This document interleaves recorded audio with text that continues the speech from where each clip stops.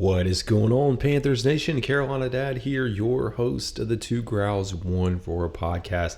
Welcome to this week's edition of our preview as the Carolina Panthers take on the Indianapolis Colts at Bank of America Stadium.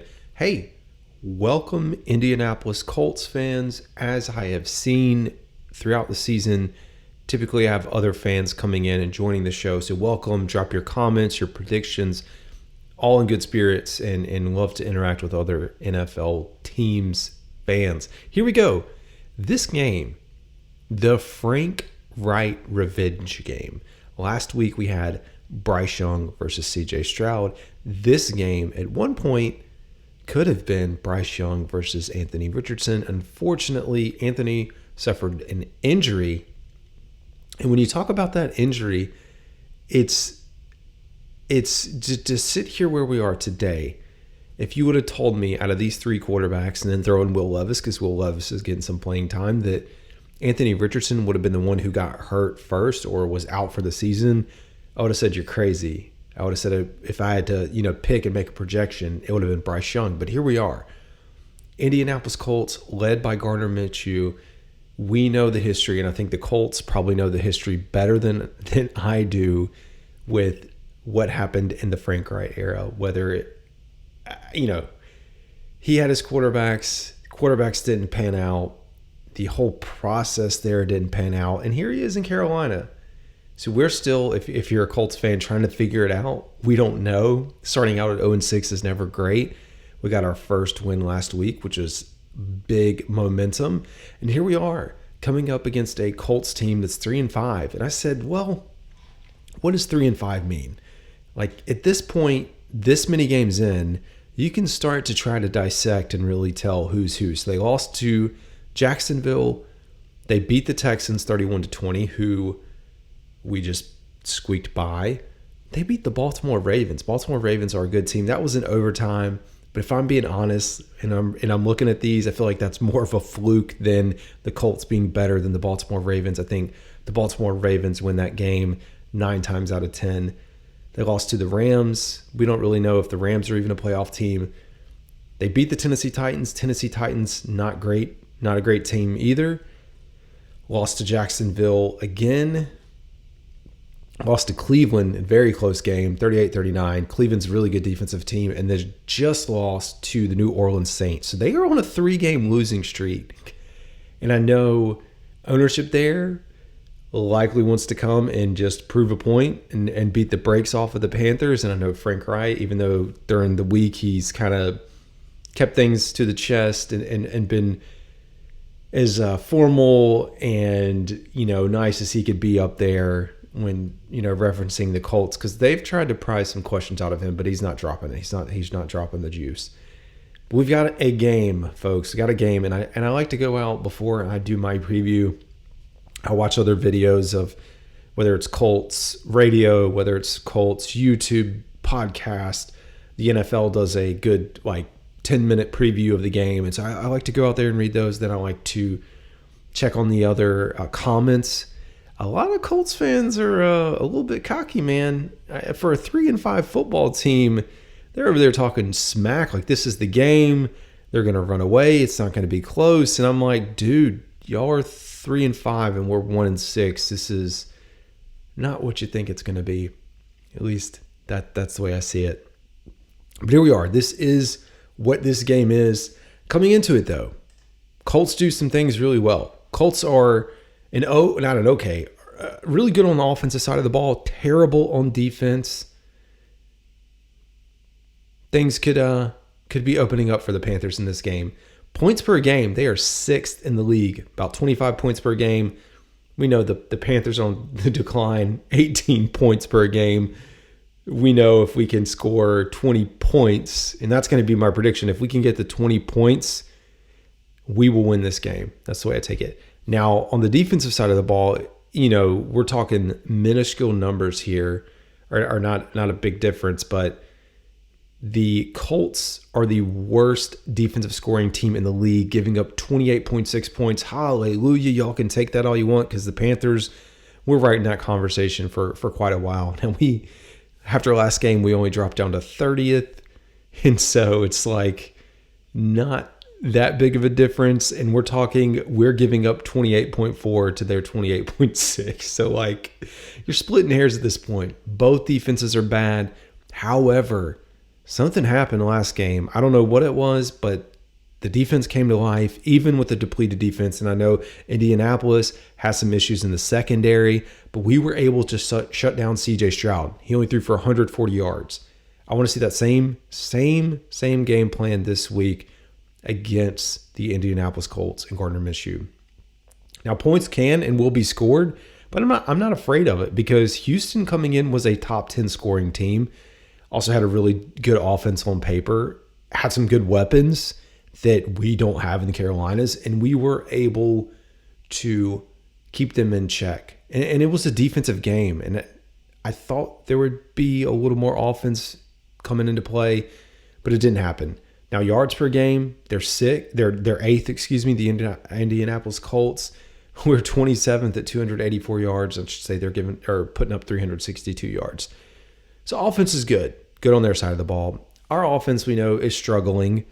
Where we can find some efficiencies in this game, or where I would like to find some efficiencies, is in the run game. I mean, anytime you can get the run game going, there is an opportunity to open up things. And if you're a Colts fan and you're wondering about, like, what about Miles Sanders? Miles Sanders is competing for the second running back slot on our team, which makes me think that Scott Fitter, our GM, is likely going to be gone in the offseason. That's a whole different convo. But I think we'll see a good mix of Chuba Hubbard, Raheem Blackshear. Raheem Blackshear in spurts. He showed it with the kickoff return last week. He showed it with his ability when he did get the ball and catch and run, that he can make some plays. And you take that versus what we've seen with Miles Sanders, and I don't know what's going on there. It's like a baseball player that's in a slump that just can't get out of that funk, and that's what he is in right now. So I like what I want to see out of Chuba and Raheem in the backfield, and I just hope, if Miles does get the ball, that maybe something clicks, and this is the game.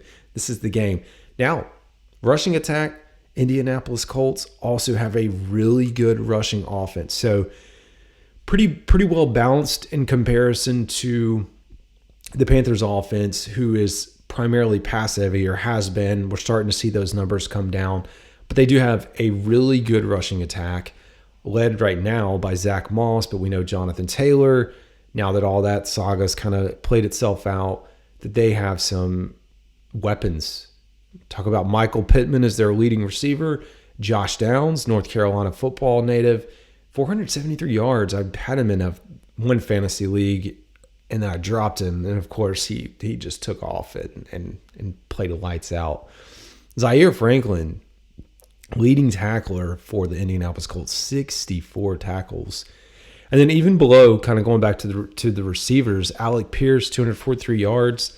So they've got weapons, and Gardner Minshew's thrown for 1,400 yards.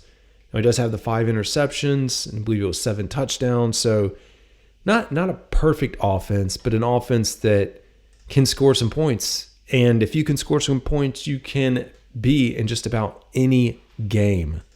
And before we dive into my prediction, we got to give a shout out to Frankie Louvu. He was named NFC Defensive Player of the Week last week for his performance against the Houston Texans. Had a team high 12 tackles. We know what the entire defense did in shutting down C.J. Stroud. He also had 2 tackles for loss, quarterback hit, and broke up 2 passes. So he was just leading the way in a shorthanded defense it's going to be shorthanded for the rest of the year, it sounds like. Leading into the injury discussion, J.C. Horn, nowhere, at least it sounds like he's a week or 2 away from even being able to make a return. We did get a few updates today, some of them a little concerning. With DJ Chark, he did not participate in practice because of an elbow. Claudin Cherilus, who's our rookie linebacker, did not participate with knee. Troy Hill, cornerback, he was just out with an illness. So was Hayden Hurst. Justin Houston, battling a hamstring. Taylor Moton had a rest day. Adam Thielen had a rest day. Laviska Shenault, who we're hoping to get back, suffered an ankle or, battling the ankle injury. Von Bell, positive news. Von Bell was back at practice. He was a limited participant, but glad to have him out there. Brian Burns was also a limited participant, still battling the elbow. If you remember last week, that popped up.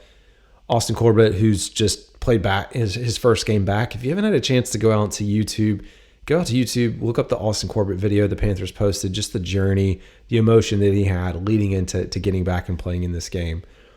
And Frankie Louvu, I feel like Frankie Louvu he just remains on here, but keeps chugging along. He's not going to not play. Battling just really the hip. It's just continued to bother him all year. Raheem Blackshear did pop on here with a groin injury, and then Chandler Wooten, who's a linebacker. Colts, on the other hand, much smaller injury report. Julius Brents, cornerback, did not practice with his quad, Zaire Franklin, who I said is the leading tackler for the Colts, battling a knee injury. And then Braden Smith, offensive tackle with the hip and wrist, did not participate. And there's a few other, two or three other guys in there. Hey, guess what? You can go out there and check it out. As always, I always recommend going out there and staying in tune with it as we get updates, because things will change through the week, and then you never know, someone could pop on there that you were not expecting. Now, offensively, the Panthers, and I didn't get to fully update my chart, and this is me kind of just rambling, but next year, because I just don't think I'm going to have time to do it right now. Next year, I've got some things in mind with some charts that I can produce that'll look a little bit better than the ones that I'm grabbing right now and throwing up. Also, the video software, I use iMovie, which is like built into the Mac. But when I do picture-in-picture, which allows me to put the pictures on there, it does this really weird zoom in. It's just because it's a basic video editor. And so you sit there and watch the video, just zoom to whatever picture I put, and I can't really align it. Just a little bit of frustration with the software. So that improvement, but getting some nicer graphics that will fit on here so you can actually see as I go through this. But anyways, one of the things I talked about coming off of the bye against the Texans and with Thomas Brown taking over, the play calling was our third quarter scoring. So coming into the game against the Texans, we had scored 6 points the entire first 6 games of the year, and that was 3 against the Falcons, 3 against the Saints. That was it. So we had not scored in the third quarter for the last 4 games. We scored 6 points against the Texans, so a move in the right direction. But we know, in general, our scoring still remains heavily in the second half. We are a second half team. A lot of those, if you're Colts fans, are typically due to some of those, garbage time scores. So 43% of our scoring comes in the fourth quarter. And last week, 3 points that won the game. Took over, which was great. And here we are. Let's talk a little bit more about Know Your Foe before I give out my prediction for this week. So let's go back up here to some of my notes. Here we go. Carolina Panthers are 1-6, 0-2 in the NFC South. They will host the Indianapolis Colts, 3-5, 2-2 in the AFC South. Bank of America Stadium, 4:05 p.m. kickoff. So late kickoff on CBS. You usually don't see that for Panthers games that are on the East Coast, or Panthers home games, I should say. I think just with the market played out. Panthers are 5-2 all-time against the Colts, including a 2-1 record at home. They lost their last matchup in 2019, 38-6. That was on the road. I talked about the losing streak. Colts started off 3-2, led by Anthony Richardson, and since then, we know that they have gone winless. That's not to say they haven't been competitive, though. We know they just lost to our division rival Saints, 38-27 last week. Gardner Minshew, decent game, threw the ball 40 times, or over 40 times, 23 of 41, 213 yards, 2 touchdowns and an interception. Their defense just couldn't shut down Derek Carr. And we haven't really seen a breakout game from Bryce. Like last week was his best game. We have not seen a 300-yard passing game from Bryce. If I was ever to peg on the season, lay it out in front of me right now, looking forward, which game is he going to throw for 300 yards? This is the game I would put my money on. So they have injuries all on the defense side of the ball, and I talked about the secondary. They gave up 310 yards and a pair of touchdowns against Derek Carr, and I would look for us with Thomas Brown, and knowing that Thomas Brown came into the game last week and said, I want to take a deep shot every quarter. If we can connect on some of those plays that we did not connect on last week, I can see more scoring. And yeah, the Texans game was close, but we also left some points on the board. There was opportunity, that drive where we have turnover on downs, down by the goal line, points are left on the board. What this team likes to do, though, is kind of build those long establishing drives. The last drive of the game with Bryce Young just having command of the offense, leading them down the field, is what I would like to see us do moving forward. Now, the Indianapolis Colts, when we talk about their offense, what they thrive on is a lot of the tempo, no huddle. Heard Frank talk about it in the presser this week when he was evaluating them. And their defense, speaking of the Colts, they like to get the ball out. Very aggressive defense. Bryce commented on that as well. So it's going to be a competitive game, in my opinion. I don't think either team is really going to run away with this. We do know they've got the top 10 rushing offense. It's kind of funny to throw these stats out, like top 10, top 5. It's 32 teams. So they're in the top 30% is what you're telling me. And it's funny to say it because then you think about these stats, top 10, top 5, are a lot more meaningful in college football where there's 130 teams. Anyways, I just laugh at that sometimes when I sit here and think about it. Jonathan Taylor, though, his impact has significantly increased as he's returned in October. He had a season high 95 yards on 12 attempts against the Saints. And we know our rushing defense is not good. He had 18 carries, 75 yards against the Browns, so you can tell he's going to keep picking that up. We know that I already talked about Zach Moss as well. They have recorded the NFL's 9th most productive rushing attack, over 1,000 yards in 8 games. And part of that is, with Anthony Richardson stats paired in there, but 12 touchdowns. Moss averaging 4.7 yards per carry. I talked about how many yards he had. And Minshew is completing about 63% of his passes, 7 touchdowns to 5 interceptions. And we looked at the receiver production, getting really good production, really, from Pittman and Josh Downs. Yeah, that defense, it's funny. The Panthers put this out and says the Colts defense has been depleted by injuries and given up the most points in the NFL, which is true. And they are ranked at the bottom of the league in scoring, but not far from us. Struggling against the pass and the run. So again, an opportunity for us to take advantage of this. They're ranked 25 in passing defense and 23rd in rushing. We talked about Zaire Franklin leading the team in tackles. So I looked at, I guess the stat I was looking at was solo tackles. His total tackles, 102. My goodness, dude. What a freaking ball hawk. And then you have behind him Julian Blackman with 56. So quite a difference. And we'll talk about the defense. And here's one of the things that Bryce talked about today. Bryce is giving up a lot of sacks. And I say giving up, he holds on to the ball. That's just how it is.